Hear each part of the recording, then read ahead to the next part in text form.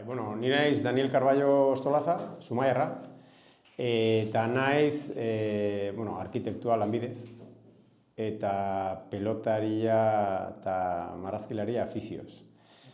Eta, hemen nago Gipuzkoako Federazioko 100 urte hurrenean elkarlanean egindako lantalderako deitu ziaten laguntzeko edo ideia, ingenuen pixkat, ideia bilkura bat eta lehenoko lehendakari Andoni Lertxundi, orduko lehendakaria Leire eta Iñaki Sartzear zetorren lehendakaria eta Etxebe gerentea federaziokoa. Eta hori izan zen lantaldea 100 urte hurrena zehatzeko, eta hor sartu nintzen, behekin. Aipatu ez, bere ditu zizutera, baina zer bultzatu zitzun idaztera botez bote 100 urte? Berez, ni nabil pilotaren batzarran sare sozialaren arduraduna naiz duela 10 urte baino gehiago. Eta nik indet ikerketa tesia pelota plazen inguruan. Pelota plazen bilakaera, frontoietara, eta orduan horretaz aparte, bote luzea ekimenare hasieran egon ginen. Bote luzea da, pelotako modalidade izarrena, Euskal Herrikoa, eta lantalde batek tartean Iñaki Lizaso gaur egungo federazioko lehendakaria eta ni neu eta beste pelotari askok parte hartu genuen, besteak beste, gure esku dagoen ekimen batean, Zubietan ekipuan jokatu nuen bote luzean Usurbilen kontra. Eta, proiektu horiek ja 10 urte baino gehiago dira, beraz, beti pelotari lotuta eta pelotaren ikerketan ere, pelotaren munduko ikerketan sartuta. Eta horretik gonbidatu ninduten zean parte hartzera. Eta liburuaren idea izan zen, hortik sortutako zean, nik uste nuen 100 urte hurrenak merezizula proiektu asko india, pelota egokitua, emakumea pelotaria, bote luzea erakustaldia seguran, errebote erakustaldia alderdi ederren, karta jokuak, pelotaren karta jokua argitaratu da, eta nik uste liburua ezinbestekoa zela federazioaren sorrera azaltzeko eta federazioaren bilakaera azaltzeko. Eta hori izan da iturburua, lantalde horretan sortutako idea horietako bat gorpuztu da liburuan. Eta ni hasieran sartu nintzen, edukin historikoaz aparte, pixak koordinatzen beste egile asko gina da, espezialidade bakoitza egile diferente batekin du, federazioa berak ere informazio pila bat dauka artxiboetan eta hori ere erabili izan dugu, eta hori izan da iturburua. Nola laburtuko zenuke liburu ez? Aipatu duzu federazioen historia, baina aldi berean klubak ere daude, nola laburtuko zenuke liburuaren? Bi atala nagusi ditu. Lehenengo atala izango litzateke federazioa beraren historia kontatu da eta federazioa beraren gaur egungo egoera. Hau da, federazioaren datuak, bai fitxa kopurutan, noiztik hasi ziren lehenengo txapelketak,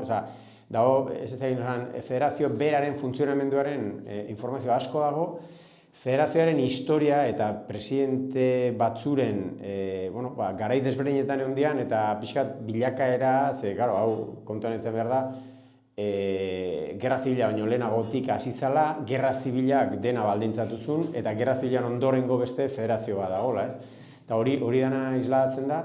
Eta gero, egile desberdinek egin duten modalidade bakoitzeko bere historia propioa, bote luzea dela, erremontea dela, joko egokitua diala, pelota egokitua dela, xarea, eskua, zesta punta eta bar. Eta gero, bigarren atal handi bat da klubak. Klubei luzatu zitzaien gonbidapena liburuan protagonista izateko behaiek bere historia propioa kontatzeko. Guk kontatu beharrean behaien bilduma, bakoitzak interesgarriena edo esanguratsuena irudizitzaiena kontatzeko. Eta orduan, luzatu zitzaien fitxa antzeko bat, jarraitzeko, gidoi bat jarraitzeko, eta han, txapelketak edo txapeldunak edo pelotari esanguratsuenak edo modalidadeak, eta hori nik uste izan dela liburuaren parterik aberasgarriena, oso desberdinak izan dira denak aurkeztu dituzten fitxak, baino hori da, nik uste, gioi berdinekin emaitza desberdin horrek ekarri duen aberastasuna. Batzuk argazki pila bialdu dituzte, beste batzuk argazki gutxi, baino datu interesgarriak, eta hori niretzako izan da, eta gizendu duna liburua, ze, karo, liburuak berez egun horrekin bukatu dango litzateke, baina, beste fitxa hauekin, klub bakoitzeko iruna horri bete dira, eta azkenean aiatu da 200 pikoko liburu mardula. Aipatu duzu, zure masterra izan zela, ikerketarloa izan zela plazatik frontoira. Oraindik Gipuzkoan baude plaza eta frontoi asko pelotan ibiltzeko eta... Danak, irikita dauden danak. Kontua da ez diala erabiltzen. Hau da, pelota plaza irekiak publikoa dira, ni arkitektoa naiz hirigintza sailetik espazio publikoa jorratzea da nire ikerketaren interes gehien ematen didana, eta zorionez oraindik espazio publiko ireki asko ditugu, beste hemen Zurbilen pilota lekua irekia da, ez dago itxita, eta zoritxarrez Gipuzkoan ere bereziki frontoi asko dia plazaren bilakaera, hau da, itxitura gintzaizkie, bada estaltzea, bigarren pasua da ixtea. Eta nik nire herrian Zumaian ere, frontoia itxita ez autu nun, nik jaio nitxanetikan frontoiak giltza zeukan, atia iriki behartzan. Eta gaur egun odieta estalkiak kendu zitzaion, itxitura kendu zitzaion, eta orain berriro berreskuratu da, ez jatorrian zan bezain handia, baino espazio publikoa da berriro. Beraz, asteburu batetan libreki eusein gaztek pelota jokatu nahi bali badu, pelota jolastu daiteke, eta nik uste dela jatorriz hori dago herri askotan, Andoainen, Zubietan, Zurbilen, eta jatorriz horrela zan. Kontua da, bilakaera hori luzeko plazetatikan eskerparetera lehenengo iraultza handi bat egon zan, eta gero beharren izan da, eskerparet horiek estali egin direla eta itxi egin direla. Teknikoki edo frontoi industriala ditzen zaiona, ez? Hau da, eteken ekonomikoa ateratzeko frontoi horiek tapatu dituzte plaza ireki asko. Baina berriro diot, zorionez, oraindik ere, herri askotan ez dire itxi, eta herri batzutan frontoi zarra, nire atxona aizarran zalakoa, frontoi berria eraikitzen da itxita eta estalita, eta frontoi zarra elizai itxatxita dona, irikia dago hendik. Beraz, han mantendu daiteke espazio publiko hori eta ondare eraikia da, gaur egun Elgoibar edo hainbeste Bilagonakoa Horrebote plaza, Oiartzungoa, uste diala gure ondarearen ezaugarri esanguratsuenak. Eta nola eragin dezake frontoiek ikistea, ez? Aipatu duzu hartu dezula taldeak, zenbat pilotari zenbat ez. Iste horrek ere adibidez eragin du jendea gutxiago ibiltzea edo... Dudik gabe. Herritan frontoia erabiltzeko erreserbatu beharra dago. Klubek lehentasuna dute. Eta bitarte horietan frontoia erabili gabe dago. Beraz, instalazio bihurtzen denean, ekipamendu deportibo bihurtzen denean, nik ulertzen dut, herri batetan ekipamendu deportibo bat pelota jorratu nahi bada eta pelota sustatu nahi balin bada, beharrezkoa dela instalazio, kirol instalazio bat, ze gaina gaur egun, liburuan kontatzen da, pelota arautua dago, hau da, araudi bate behar dago, ezin da eozein motako lur batetan jokatu. Espazio irikietan lurra inklinatua dago, hormigozkoa da, Getariko Harresiko adibidez, oso latza da, beraz, partido ofiziala jokatzeko baldintza minimo batzuk bermatu behar dira.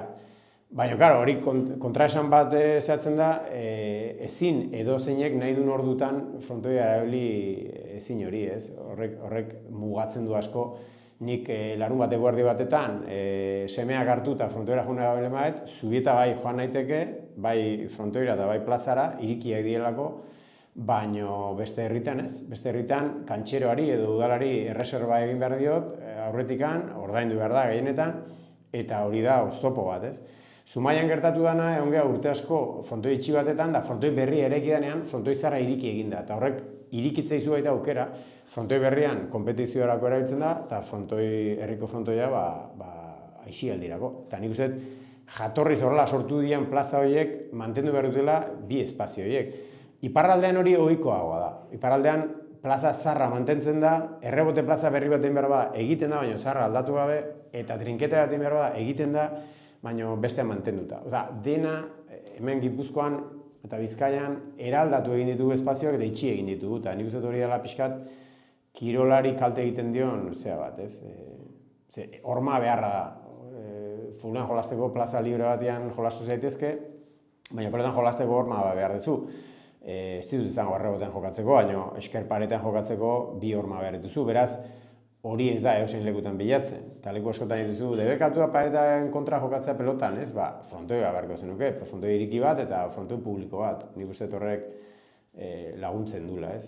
Aisialdirako espazio horiek izatea. Aipatu dugu, klubak, izen emateak, txapelketak. Nola izan da? Informazio pilatze hori edo denbora luzez eman dizu, edo federazioaren bitartez lortu duzu informazio guzti hori? Libururako esatezu?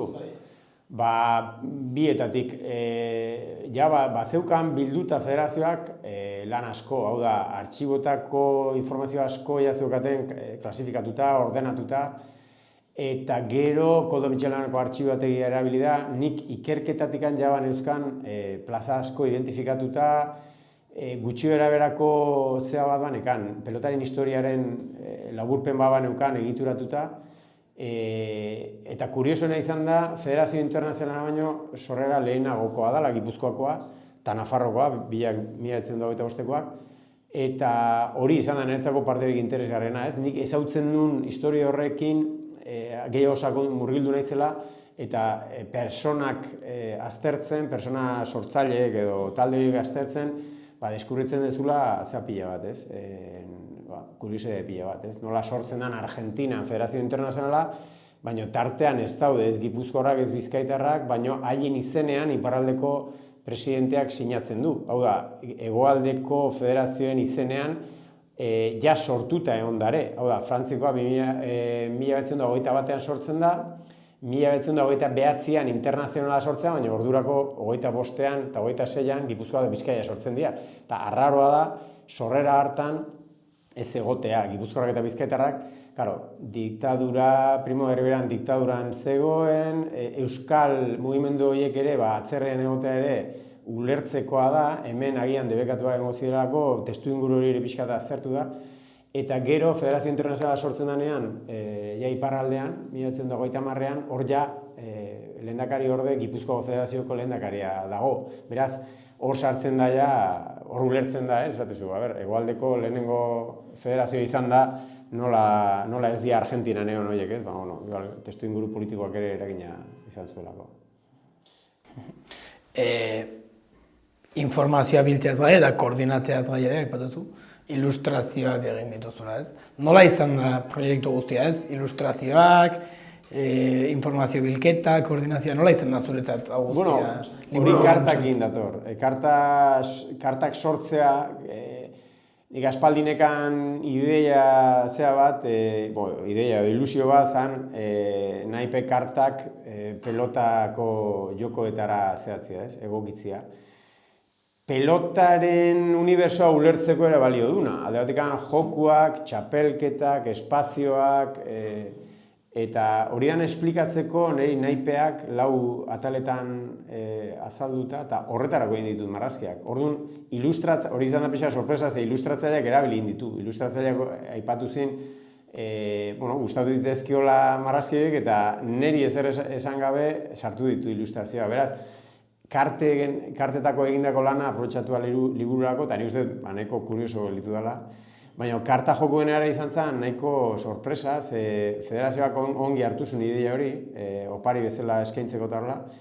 Eta, lortu genuen Euskal Irratiko elkarrizketa den ondorioz, gonbidatu ziguten ale bat bialtzera naipe museora, eta han sartzea lortu genuen baita, dena batera etorri da. Ez da espreski libururako ilustrazio propioak egin, baizik da karten ilustrazio horiek erabili dira.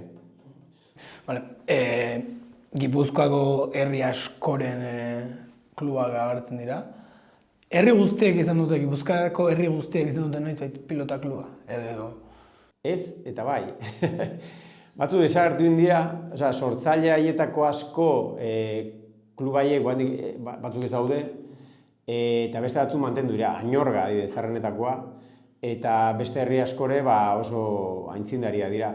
baina batzuk datozte, zea gutxikin, fitxa gutxikin, da mantentzen dira, baina ez hainbeste ez. Beste batzuk elkarte dira, elkarte kultural, kirol elkarteak, eta mantentzen dira asko, Añorgako da adibide esanguratsuena, eta beste batzuk sortzen jundia mende honetan zehar. Osea, ikusten da historikoki, Gipuzkoako Federazioa sortu baino lehenago, elkarte batzuk, bueno, federazioa elkarte batzuk sortzen dute, Loiolatarra, Antibotarrak, Erreala, futbol badakala guendik pelotako saila, eta Indamendi, beste Bergarako bat, klubo janak batzuk badaude, eta beste batzuk desagertu india, eta beste batzuk mendean zehar sortu india, eta batzuk oso berantiarra dira, 2000 urte ingurukoak dira, berriak dira. Eta klub batzu daude oso indartsuak, Amasabiagonakoa besteak beste oso zaharra dela baita. Eta esango nuke modalidade gehiena jorratzen dituena Gipuzkoan, errebotea barne, joko garbia barne. Zubietakoa leno joko garbi izena zena, orain Zubietako pilota elkartea da, beraz, bada hor aldaketa batzuk klub batzutan, baina urtean zehar, urte hauetan desagertu badira, sortu ere egin dira. Herri guztiak dituzten, Gipuzkoako herri guztiak, ez dut uste denak dituztenik pelota elkarteak. Kirol elkarteak bai, baina pelota jorratzen igual leno bai eta guain ez, eta beste batzu pelota jorratzen dutena espreski sortuak. Zumaiako kasua, Zumaiako kirol elkartean sortu zen kirola sustatzeko orokorrean, eta gero banantzen joan ziren, eskubaloia, pulpo, futbol taldea Zumaiako kirol elkartea dela, eta Zumaiako kirol elkartea pelota. Beraz, 3 taldetan banatu dira, baina sorrera Zumaiako kirol elkartea zen, eta 78 sortu zen, eta gaur egun ja pelota elkartea badauka beste bere izaera propioa, baina hori ez da hasierako klubietako bat. Aipatu ez Zubieta, Pagazpere Euskal kluba delatzen da. Ze berezitasun edo dituztela esango zenuke bi klubak? Zubieta pelota elkarteak joko garbia eta errebotia bereziki sustatzen ditu, eta beste usurbilikoa eskupelota bereziki. Pala ere bai, pala egokitu ere bai.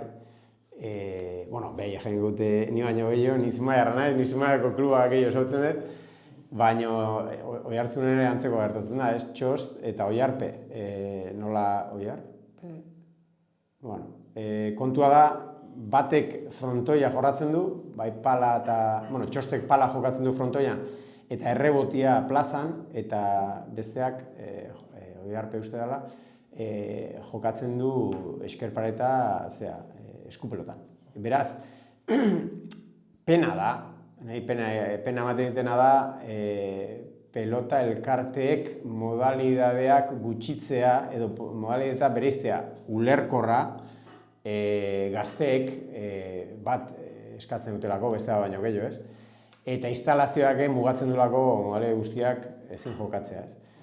Zubieta bezalako herriak lujoa dira alde hortatik, ze plaza mantentzen dute, frontoia badute, beraz, neguan joko garbin jolastu daitezke, eskupelotan jolastu daitezke, palan jolastu daiteke, zestan jolastu daiteke nahi izango balute, eta udaran jolastu daitezke plaza librean joko garbin, plaza librean eskuz nahi izango balute, usurbiliko taldearekin, talde bat osatu lezakete Euskal Herriko txapelketa jokatzeko, ez da hegoaldekoik plaza librean Euskal Herriko txapelketan, adibidez, eskerparetan espezializatu gehalako.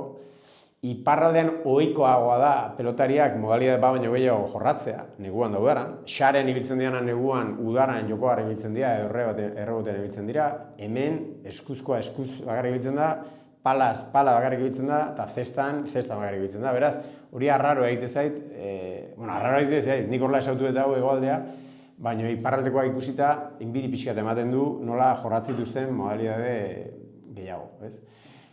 Eta herri batetan, klub bat egongo gari bezala, iparraldean bezala, potenteagoa, modalidade gehiago landu ahal izango lirateke, espazio gehiago ere kudeatu ahal izango lirateke, baina, Gipuzko horrako lakoa eta hola konformatu behar.